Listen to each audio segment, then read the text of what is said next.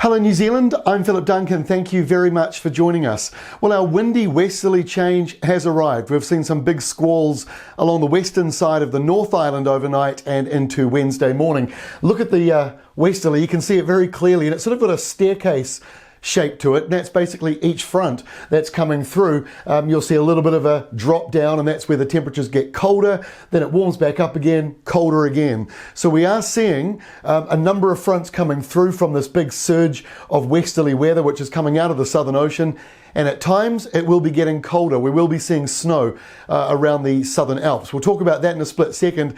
We've got three things to focus on before the forecast: marine conditions, rain and snow, and then we'll get into the daily weather. So here is the swell outlook, or the significant wave outlook for Wednesday evening. And this area in here, 7 metre waves, 6 metre ones around the outer edges of it. So dangerous conditions on the western side of New Zealand. And if you're in Auckland, don't go out on the rocks to go fishing on the west coast. It's just too dangerous, with rogue waves coming in every now and then as well. We've got a fair bit of rain coming through over the next few days, not quite as big as what we were seeing in the previous week, but we're still getting totals around here of maybe 80 millimetres or so. You're sort of in that zone, and the areas you see in red dropping down more towards that 30-35 millimetre mark. And if you're looking at the yellow zones, which are mostly in the east and the very north, you're sort of hovering around that 10-15 millimetre mark, maybe a little bit less for some of you. Snowfall, that was the next 3 days of rain. Here's the 5-day snowfall outlook map. We've changed the key to make it a little simpler. It was actually getting ridiculously long. Now it's a bit shorter, so it makes a little more sense. The areas in white, you're talking about a metre of snow potentially still coming. So the Southern Alps certainly getting a good dusting of snow. Most of it's higher up. We've seen a couple of snow flurries today down to 300 or 400 metres, not settling around Otago and Southland. It's just very brief little flurries, otherwise mostly dry. So let's take a look now at the forecast through until Monday, and around the country, westerly winds. In fact, Weather Watch is now saying this westerly flow is with us until the very end of July. There'll be a couple of brief changes, a couple of days where you might get a southerly or a nor'easter, but overall, the westerly winds are dominating. And you see that here on Thursday. It actually turns more nor'west. That warms things up for some of you, especially northern and eastern areas. The rain clouds, though, they come back to the west coast.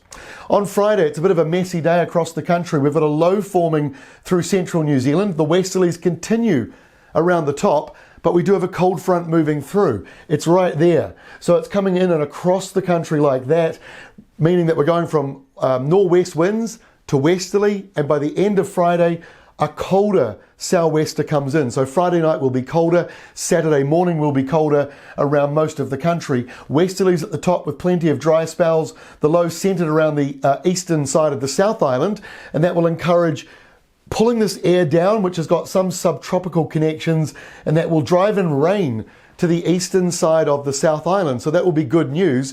And on Sunday, that rain moves a little bit further into the North Island, but it's still pretty much focused for eastern areas of the South Island. So that is good news for an area that is actually a bit dry.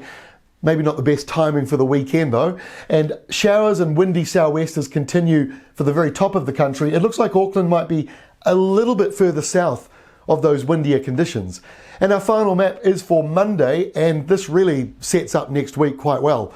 High pressure remains parked over Australia, sending the odd little high pressure centre to our north. Now on Monday that drops down a wee bit and actually gives mostly settled weather to New Zealand, but it doesn't last long. It moves away quite quickly, and we'll continue with that high pressure to our north, and that means the westerlies continue next week around New Zealand and into the week after that, which then takes us to August. Unbelievable.